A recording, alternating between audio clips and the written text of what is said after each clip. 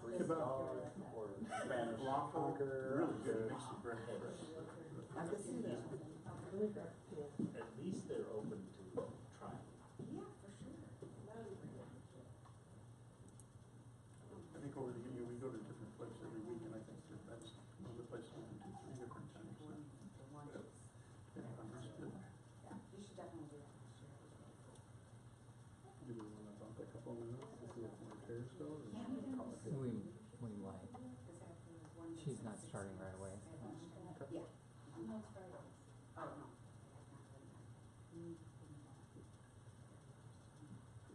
Now that I have my friend. Tell us more. Oh, you probably think that. That's probably what you thought, but no. It's, So. Oh, yeah, the IoT meetup. Well, welcome everyone to Defining Our Time. The program will be. I do need the microphone. Come on, get it right. I know, right? Welcome everyone to Defining Our Time. The presentations will begin in 5 minutes. I'm Sharnika. I'm one of the hosts of Chamber Chat, along with Jeff Griffin on Peoria Life. Defining Our Time was started by Tim Johnson, Realtor, with Realty Executives Acclaim, and Peoria Life was created in 2011. Peoria Life is a multicast website that streams to Facebook, Livestream, and PeoriaLife.com. And there's also a show on radio at WPEO and a few shows on Peoria Area cable stations. Tim would like to thank a few people, a couple of which are not here tonight. Stacy Peterson of the City of Peoria, Stacy Borho, Illinois National Bank, Kate Cundiff of Greater Peoria Economic Development Council, and myself. So that's what I got to do. And just one more reminder, if you like tonight, be sure to sign up for the March 23rd with Adam White of Running Central and Michael McCoy of St. Jude Runs, and bring your friends and family. So we'll start in a few minutes.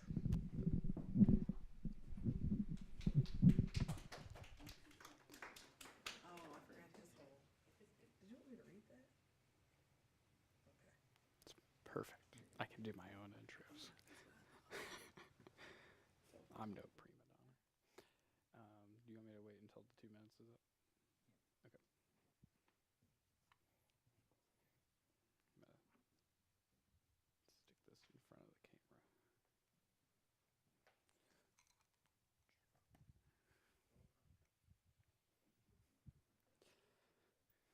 So I can see what I'm presenting to you.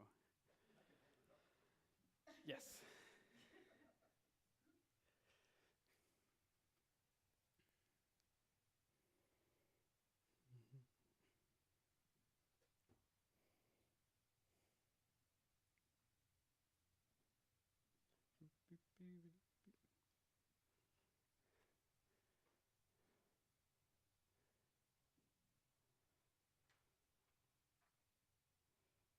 Really like building the anticipation here.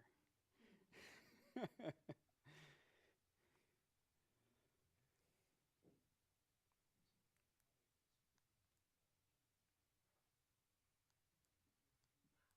bad there's not any cats.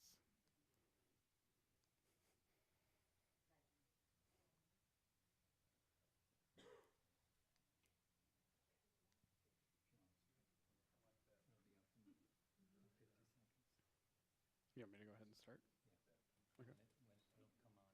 Oh, okay. So do you want me to wait till the timer runs out? Just keep going? Okay.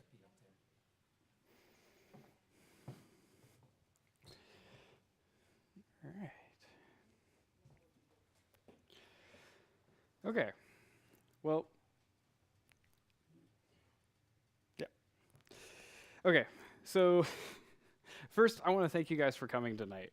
I'm really excited that both Defining Our Time is happening and to be part of the very first one, because talks like this and events like this kind of embody something that I've really always believed Peoria to be, which is a place that you can build things. I'm here to talk to you guys tonight about a different community where you can build things. It's called a makerspace. Makerspaces they're referred to by many different names: makerspaces, hackerspaces, Fab Lab, tech shop, etc. But when you really get down to it, when you get down into the heart of it, really they're all exactly the same thing, which is a community workshop. A place that has the tools and the technology and the people to allow you to create your dreams, create whatever you want, whether it's welding or programming or painting and fine art, dancing, we don't care. We're an inclusive community that allows for anything. The community is a word you're going to hear me say a lot tonight. My name's Joe Spanier. I'm the president and one of the founding members of River City Labs. And River City Labs is a community makerspace in Peoria. We're the first makerspace in Peoria, and as far as I know, we're still the only makerspace in Peoria. And we were founded about 3 years ago by a group of guys that met kind of happenstance at a coffee shop doing a talk kind of like this. I was asked to do a talk with a friend of mine named Andy by a Peoria meetup group called the Peoria Tech Talkers. And we did a talk on 3D printing, and it was a really good talk. It was about 45 minutes, and at the end of it, even after all the technical details and really bogging people down, everyone was still very excited, which had me excited. Everyone was engaged. We had good audience participation. And audience participation, that's a thing. And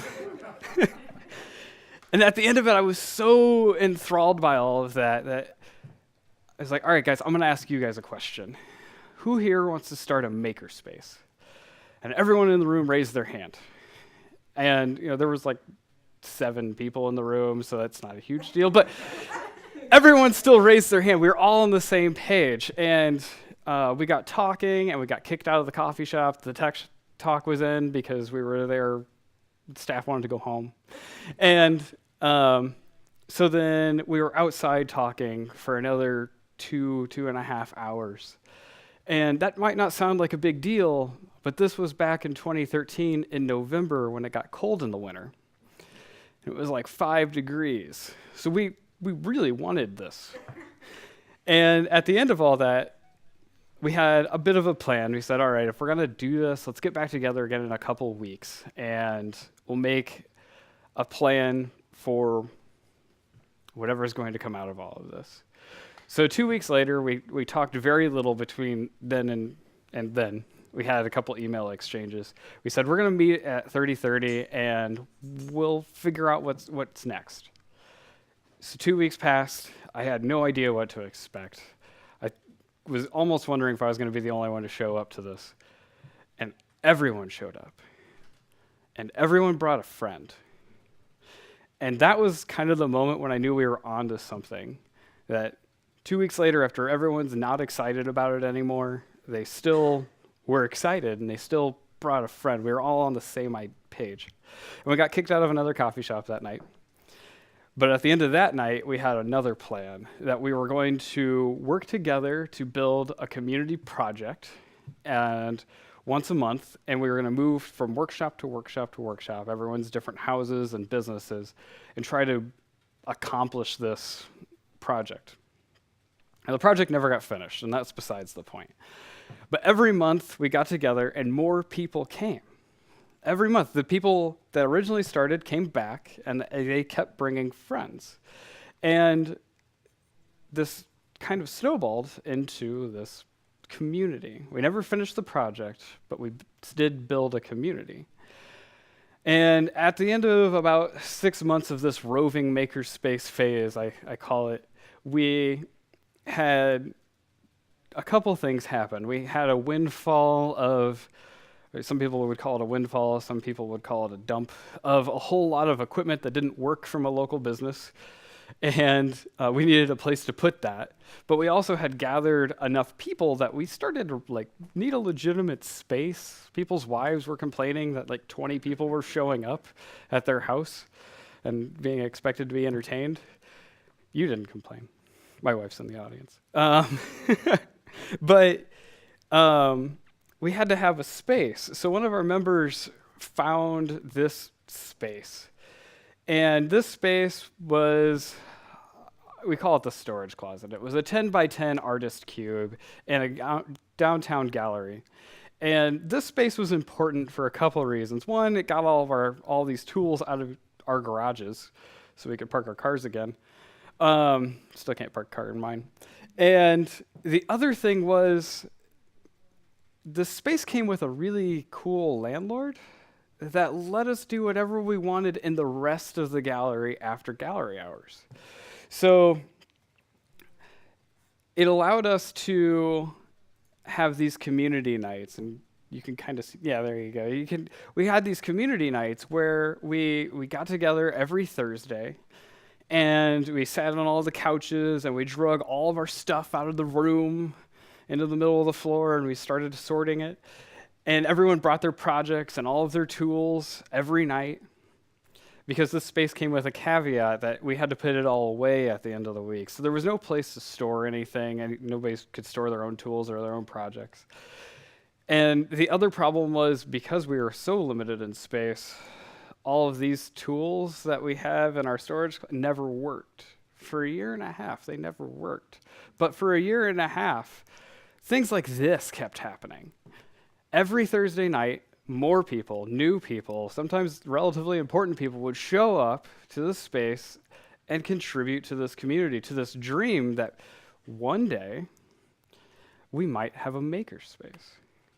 And we did do a lot of important things during this phase. We had a lot of classes. We had family events. This is my daughter at Learn to Solder night. She was 4 at the time. We had community events. This was an event that we called Mini Rep Rap Fest. Rep Rap is the project that brought 3D printing into the mainstream. We're going to talk a little bit about things like that. It was an open source project. And it allowed us to build this community. And these people kept coming. Every week they'd come, they would pay us dues, all with the dream that one day we might have a functional makerspace. Now, as we moved through all of this stuff, we kept organizing. We kept getting events. We kept getting things bigger and better and sometimes more organized. We tried really hard. And we were allowed to do things like Midwest Maker Fest, which is now a cornerstone of Ignite Peoria. And if you don't know what Ignite Peoria is, come see me after this. I'll tell you all about it. We've been able to contribute back to the community with events like Engineering Day that Bradley puts on with the Riverfront Museum. And all of these events have allowed us to continue to grow, continue to gain this community, but not just in Peoria, not just in the Midwest.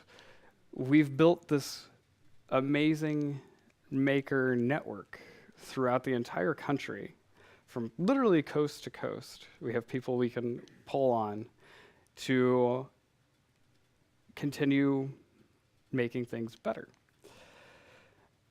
And throughout all this, throughout these last 3 years, what we've really been participating in isn't just building this tiny community in Peoria, but we've been contributing to what's called the maker movement.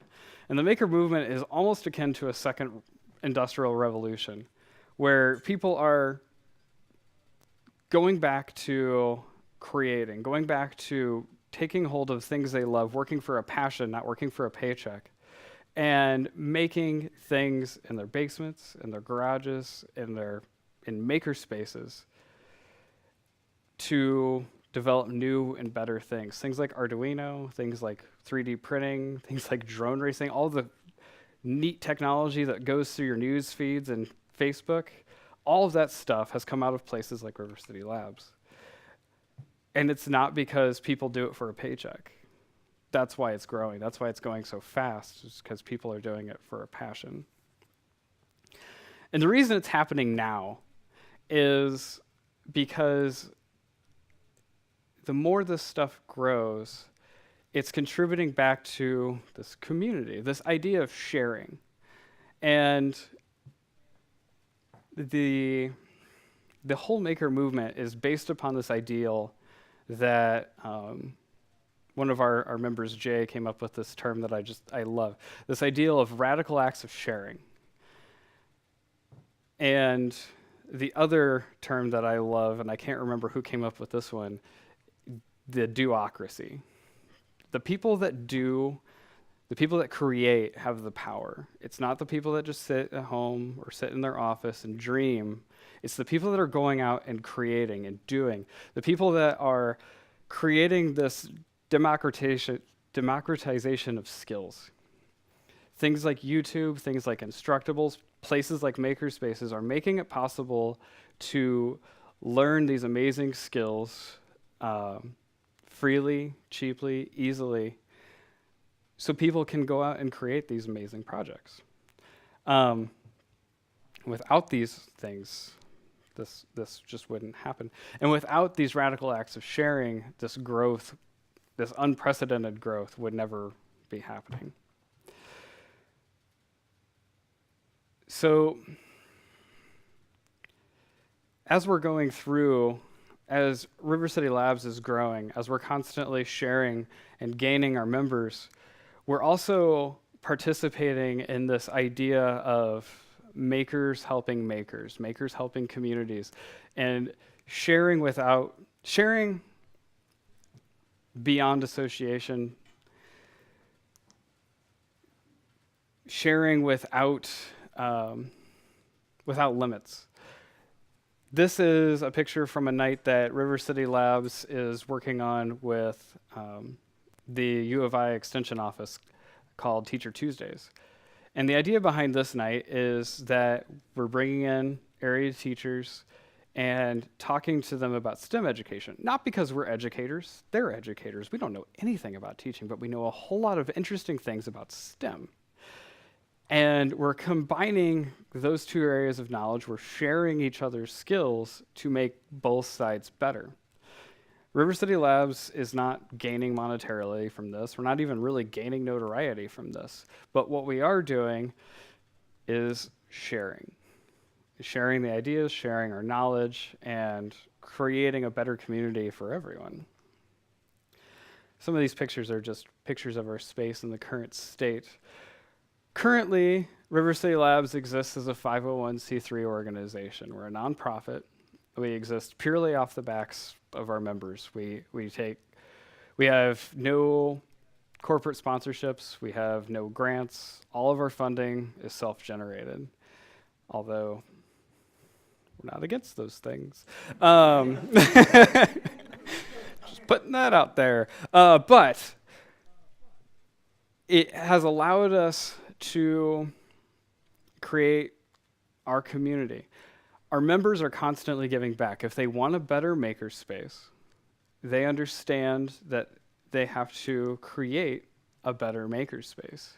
And over the last year, we've really seen that flower more and more. We moved to another building on Adams Street. We're at about 2,000 square feet now and about 50 members. And this has allowed us to expand dramatically and grow our space to the point that we're at now. We have a nice organized space. That dream that one day we might have functional tools, that one day we might have a functional workshop, that one day we might have a place where we can legitimately create, happened last week. Everything works and our space is clean. But what we're at now is our real community who is just constantly contributing back without question, without reward, without notoriety or gain. Everyone's just contributing, and that's where we need to get. And the best part about the makerspace is, like I said, the duocracy. Everyone's is there to do. My last slide is kind of hard to read. The text at the bottom says, science is not about why, it's about why not. And that's kind of how we are. Doing isn't about why, just go do it. So if I can leave you guys with anything, it's just go do whatever it is that you're trying to do. Go do it. And if River City Labs can help you, please come find us and we'll help you do it. If there's anything else that we can help you with, we can at least certainly tell you to go do it. That's it. Yeah. Okay.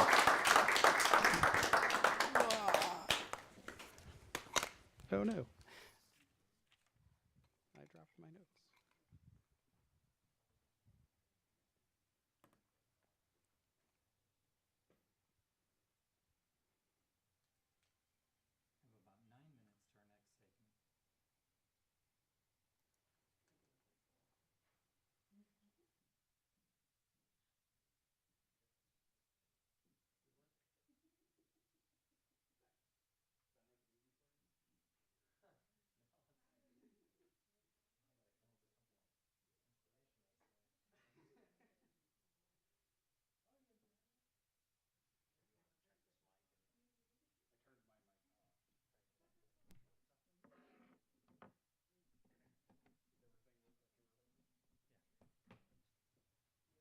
Check, check. Check, check, We have a Q&A session later that I will. check, check, check. Check. Test, test. Hello. You want to make sure this laptop pulls in for you too?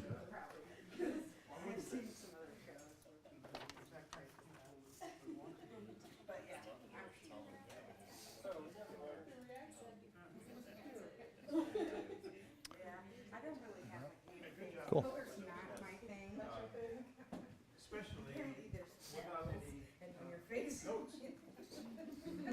Pretty much on target on subject. Didn't say bigly. Bigly, yeah. I knew there'd be some reference tonight somewhere.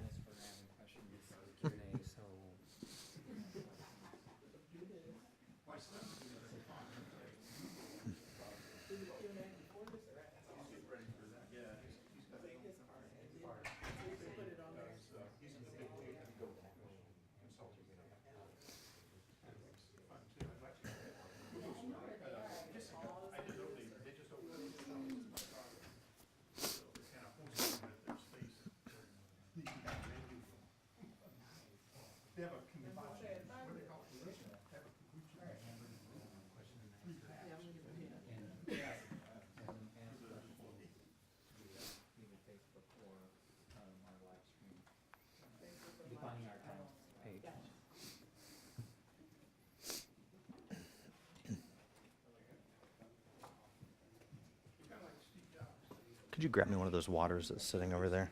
Oh, perfect, thanks.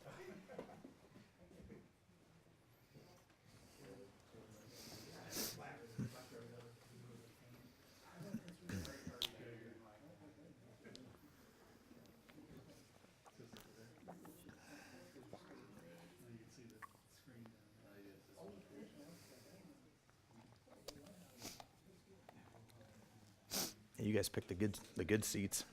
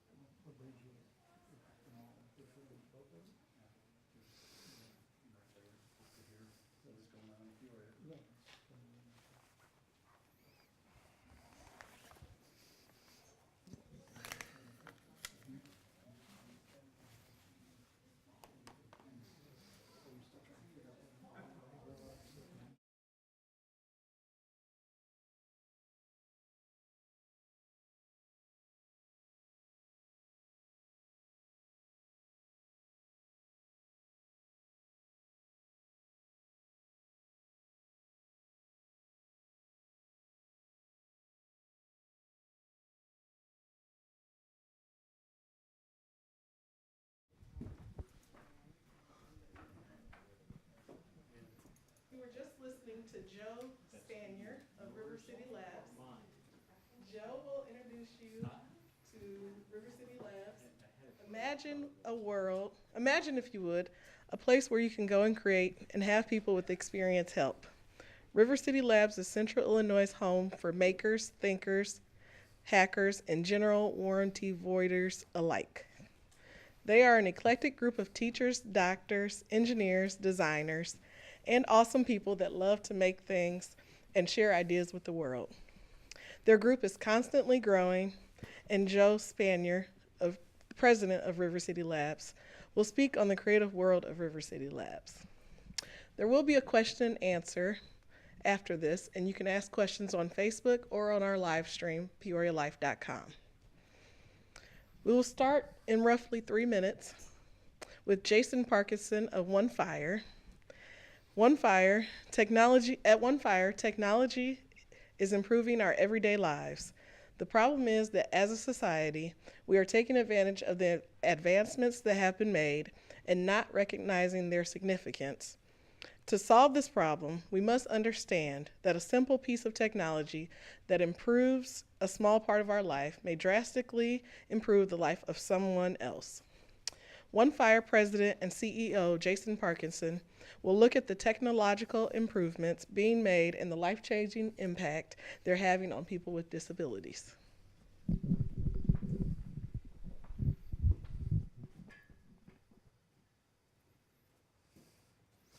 Good work.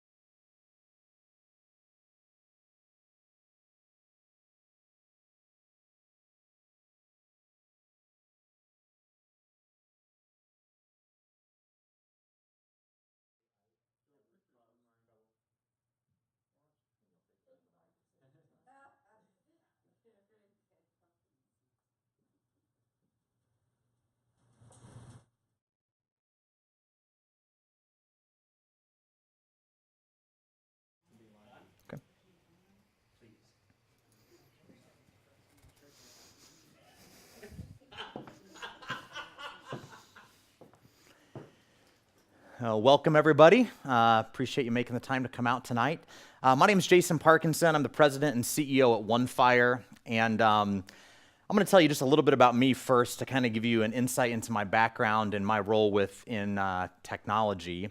I can remember probably in 6th grade, just really desiring a mini disc player, a Sony mini disc player. And if you remember these, this was a technology that never really caught on. And now that I have a child myself, I really am sympathetic to the fact that as a parent, when your child wants something, you try and get that for them. And I can just remember knowing I was going to wake up on Christmas morning and have this mini disc player under the tree, not realizing the logistics that my parents had to do in order to get that present for me. But that's one of those things that some of the earliest pieces of technology that I can remember just really desiring. And it's been kind of fun because as I've grown up and had the ability to buy some pieces of tech myself, I'm, always got the latest laptop, and I'm always, looking at the Apple Watch, and then they release an Apple Watch that has very few changes to it, and I still want that one. It's this desire of tech. And what I think's been interesting in my role as, president and CEO here at OneFire is that now it's not so much about what tech can I acquire, but it's more about, creating technology myself.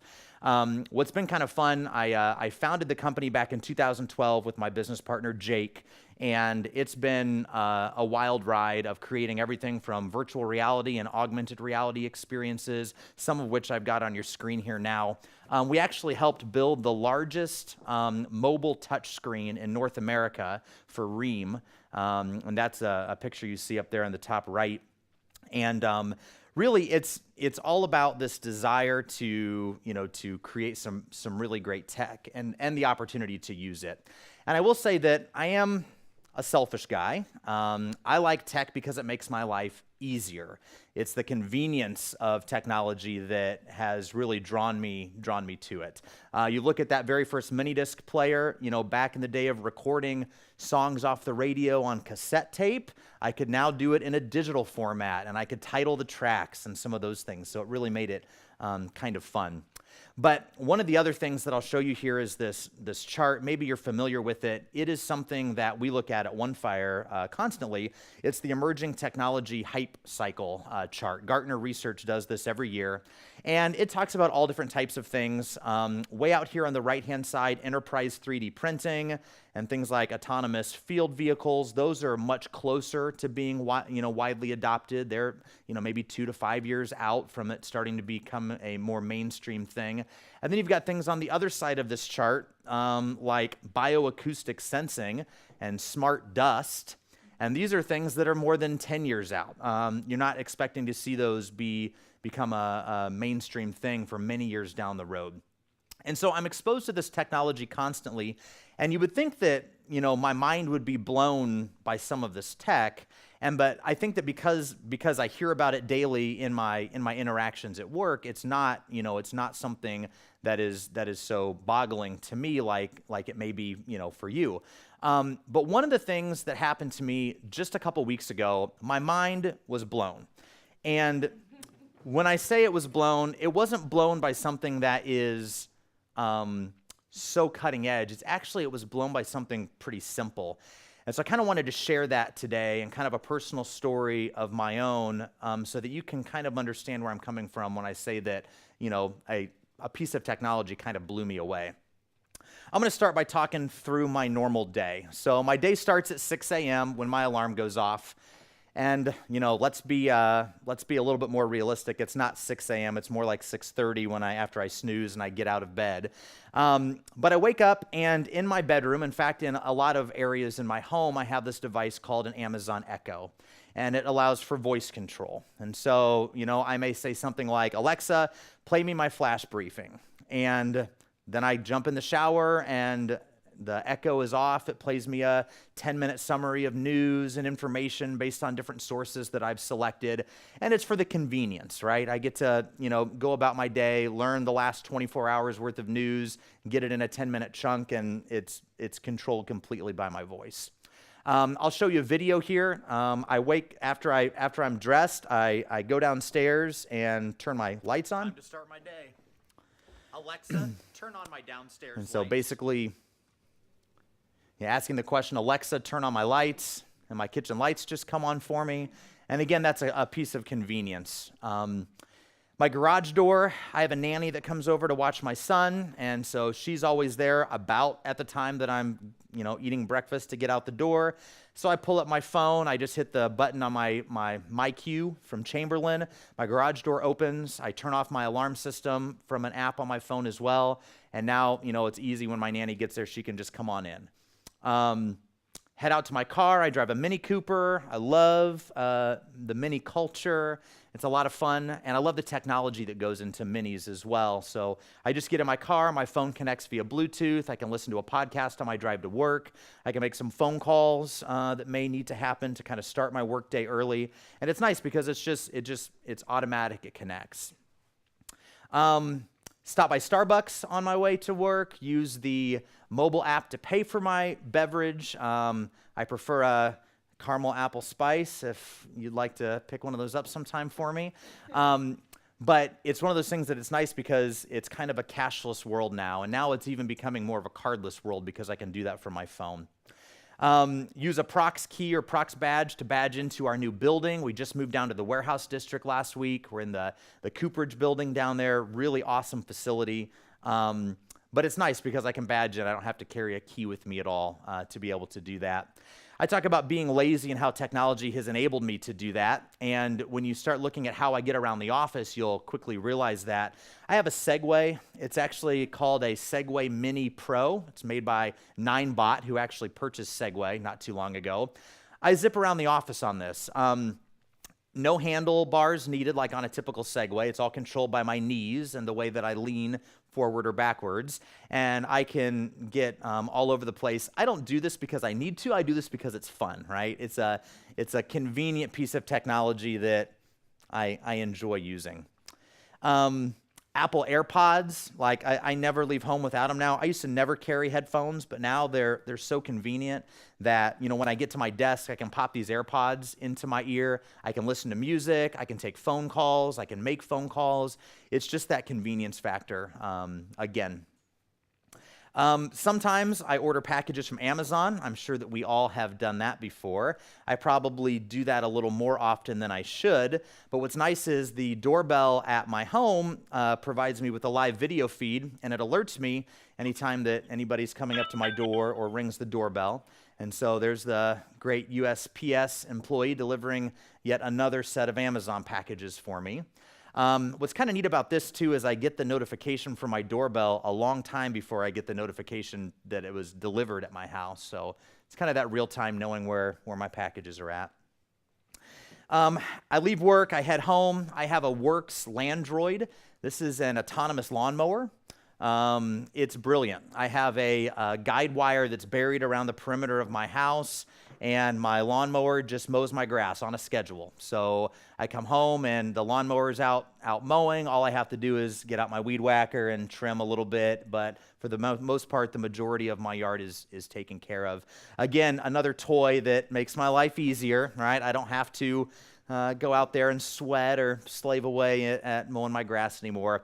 My wife makes a lot of fun of me for this, but rightfully so. It's the convenience factor.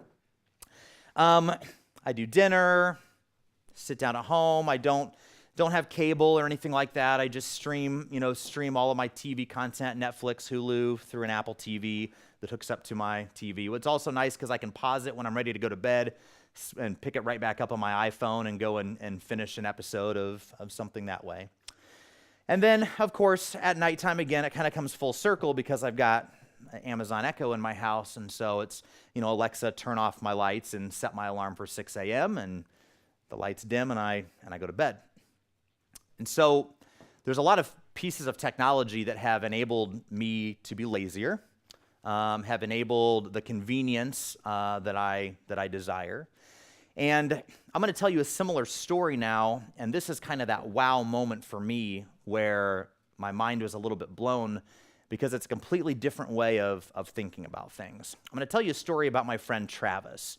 Now, Travis Platt, you may know him, you may not. Travis owns a printing company in Farmington. It's called Platt's Printing. The thing that's phenomenal about Travis and owning a printing company in Farmington, it's one of Peoria's best kept secrets, right? It's in Farmington. He's very plugged into the community here. Being in Farmington gives him the flexibility to be able to be incredibly price competitive. But it's such a short drive that it makes a ton of sense to do things there. Everything from signage to T-shirts to traditional, printed business cards and products like that. Now, Travis and I go way back. I met Travis in college. We both went to Spoon River College together. And, Travis is one of those people that I feel like is identical to me. I almost think we have the same brain. And I think his girlfriend, Alicia, would argue that fact. But I will say that we do things very similar. We dress alike. We like the same music. We like the same food. It's really kind of been like, we've been best friends for a long time. But there's one major thing that separates me and Travis and something that makes me different from him. And this is the fact that Travis, for as long as I've known him, has been in a wheelchair. He has muscular dystrophy. He has very limited use of his arms. For the majority of his life, he's been in a wheelchair and unable to walk on his own. And it's something where I started having some conversations with Travis about his use of technology. And that's where it kind of humbled me to look at how I use technology for selfish gain of convenience versus Travis. So let me walk you through part of Travis's day. At 6:30 in the morning, Travis gets up. He has an Amazon Echo at his home as well. And he says, "Alexa, turn on my bedroom lights." Now, something to think about here is that Travis has probably rarely, if maybe never, been able to use a light switch in his home. He is in a wheelchair. He requires a personal assistant to take care of all of those things. And the fact that Alexa has been able to empower him to just do a simple task like turn on the lights in his home is what is a little bit mind-blowing to me. Alexa, start my coffee. They have a Wemo switch that's out that can be controlled by Alexa. It plugs right into the wall. You can plug your coffee maker into it so that, coffee can get started before his personal assistant is getting him up and ready to go for the day. So what it's done is it's enabled him to be empowered to do simple tasks that we take for granted. So you look at how we use this for convenience, and it really kind of flips that into a term of using technology out of necessity, right? And if you look at this across the rest of Travis's day, things like a Bluetooth headset. I pop my AirPods in because it's convenient and I can jam out at my desk, take notes while I'm on the phone. I can't remember a time that Travis has not had a Bluetooth headset in his ear because that is his connection to the outside world. He requires it. He can't hold that phone up to his head in order to make a call.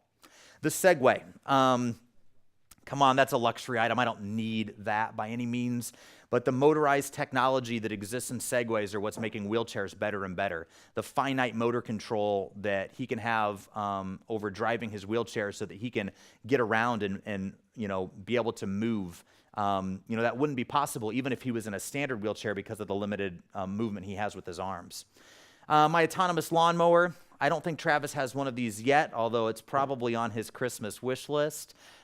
Just being empowered to be able to complete simple tasks around your house without the need to rely on somebody else to do those for you is a powerful thing. And when you start looking at more future tech, like self-lacing shoes, if you remember Back to the Future, Marty McFly stuck his foot in the shoe and it just laced itself. Nike actually has that technology out now. It's not mainstream yet. It's one of those things that they're working to bring to market, but the prototype exists.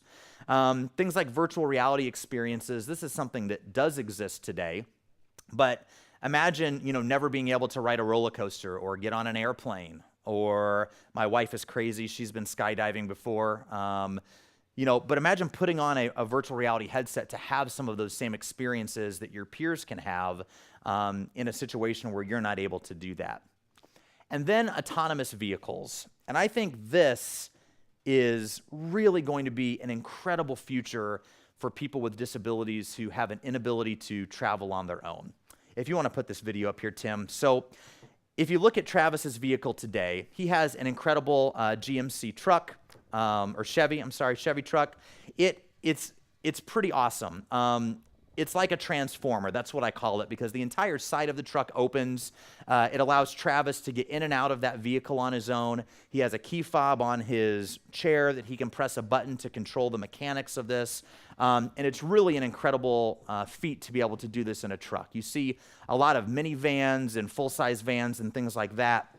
The technology that Travis has to help him get around is phenomenal. But I asked myself, you know, what happens when Travis no longer needs that human driver to be able to drive him places? Think of the empowerment that's going to have for somebody like him to be able to just, you know, tell the truck where he wants to go, and that truck will drive him there. So I'm super excited about, you know, the future that exists for him, and even in the world of autonomous vehicles. And so my point, you know, we take technology for granted every day. You have to step back and look at the bigger picture of how impactful technology is, not just in your life, but to other people that may not have that same basic skill set that you've got of being able to move around. So I encourage you to do this tomorrow when you wake up and you start your day. Spend a couple minutes in front of the mirror and be thankful that God has blessed you with the body that you have. And also, don't forget to remember that technology itself is not just there to make your life easier, it's there to drastically improve the lives of people who need it most. And so I'll wrap up with saying this. You know, Travis, the last thing he says as he's laying in bed, you know, ready to go to sleep at night is, "Alexa, dim my bedroom lights." And it's even caught on with his girlfriend, Alicia. The last thing she says is, "Alexa, play nature sounds for babies." And if you haven't checked out that soundtrack, I suggest that you do that when you fall asleep tonight. Thank you guys so much. I appreciate it.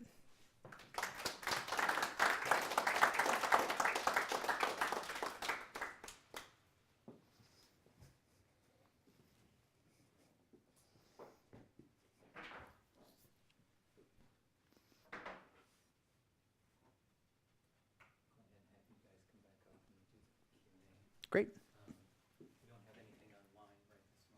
Okay. Cool. So does anybody have any questions for any questions we can answer for you? How much is the lawnmower? You know what? That's a great question. So the autonomous lawn, the question was, how much is the lawnmower? So it is cheaper than a riding lawnmower. It cost me about $800 to get that. I will tell you an experience I had, though, and this is one of those things you don't think about. So you put this perimeter wire around your yard so that the lawnmower knows to stay in your yard, right? And so I've spent, like, I put it in last spring, and I spent all this time kind of perfecting it, because sometimes a lawnmower, what it does is when it starts to get low on battery, it goes and finds the wire and then follows it back to its base where it charges and then goes out and mows some more. And so what happens is it follows that perimeter wire around, and if you don't have that wire set just right, sometimes the lawnmower gets stuck, like against a flower bed or landscaping or things like that. So I spent all summer kind of just perfecting it, refining it, and then I'm like, okay, it's good, and the grass had grown over it, so it's not actually buried. And then I made the mistake. I hired a lawn care company to aerate my yard. And I thought, oh, man, my grass is looking so good. I'm going to, treat it this year. And so they come and they have this big, and if you've never had it aerated before, it's this big device with blades on it, and it chops little holes all over your grass. And so I came home one day, and I'm like, oh, cool, the lawn's been aerated, and my perimeter wire that I spent all summer making sure it was perfect has been chopped into a million pieces. So in the spring, I get to start the process again, but I'll tell you, that process is way better than sweating in 100-degree weather and humidity every 5 days to mow my grass. So it's been good. That's a great question. About $800. I bought it on Amazon, and it showed up 2 days later. So, yeah. This one for Mr. Spanier. Yeah. Could you expand a little bit on how many different facets, or can you give us a picture of the buffet of the the skill sets that people work on within this makerspace? So the question is, what all exists inside River City Labs? Okay. We are heavily 3D printing centric, mostly because a lot of our members are into 3D printing. But we have lots of CNC machines. We've got a laser cutter. We've got CNC mills and routers. We've got welding capabilities, MIG, TIG. We've got a full woodworking shop. We have a textiles lab. We have an electronics lab. Am I missing anything, Jay? Welding? You see, I said welding. An important thing to note, though, is if we don't have something, it's only because we just haven't either thought of it or we just haven't gotten around to it yet. So if you want something at River City Labs, come do it. Or it gives us a reason to actually buy something that we've been wanting for a while, too. Also, if there's something at River City Labs that we don't have that you would like to bring and share, we're constantly open to those ideas too. So, yeah. If someone has a skill, for example, electronics, and they don't know much about it, is someone there to help to kind of get you started, or how does this work? So we're a community. The question is, if somebody has a skill that they're not quite sure of or wants to gain a skill, is there people at River City Labs to help them? We're a community, so there's members that know just about everything that you would want to know. But whether or not they would be there when you want to be there, that is something that you have to kind of set up with us. But for the most part, there's people there willing to share about everything. So. What's the coolest thing you've made there? The space itself. We're in the process of making a 3 foot by 4 foot 60 watt laser cutter right now. Whoa. There's been a lot of cool things. Oh, we have an augmented reality sandbox that constantly scans the surface and then updates the image. My favorite part is if you put your hand over it, it makes a rain cloud, and then rain falls down into the mountains and pools in the valleys. Kids love it too. Andy's 3D body scanner. And we have a full-size, full-body scanner that's been made. So does it cost anything to join or to become a member? Yeah. We have 2 levels of membership. $35 is full member, and after a month, you have the opportunity to get a key and 24-hour access. Cool. And $20 is our starving member level, and basically you just don't get 24-hour access for that. But as long as the other members are there, you have access. Cool. So That's very cool. How many current members are there? How many current members are there? There's about 50 right now. That's great. Jason, what kind of things have you helped Travis make or implement? Yeah, so that's what's interesting about my relationship with Travis. The question was, what types of things have we helped Travis implement? We're doing a lot of work with Travis just with his business, actually with Platts Printing in Farmington in terms of marketing and some of those things. We haven't, contributed to any of the devices at OneFire anyway that Travis uses. But I think the fact that he and I are oftentimes on the same page in terms of new tech that's coming out. There's a lot of times where he and I will talk about different things that will just make his life easier, but will also make my life more convenient. So I think that having that that relationship with him has been really good. Anybody else? Where's River City Labs located, and how do you get there, and when can you come? Thanks, Fred. The question is, where is River City Labs located? When can you be there, and how do you get there? Our address is 1213 Southwest Adams. We have public open nights every Thursday night. Immediately following this talk, there is open night tonight. Cool. So anyone who wants to come is welcome. And rivercitylabs.org is our website. So you can sign up for membership there. There's a calendar of events there and lists of machines and capabilities as well. So Awesome. Cool. So with OneFire, do you guys do contracts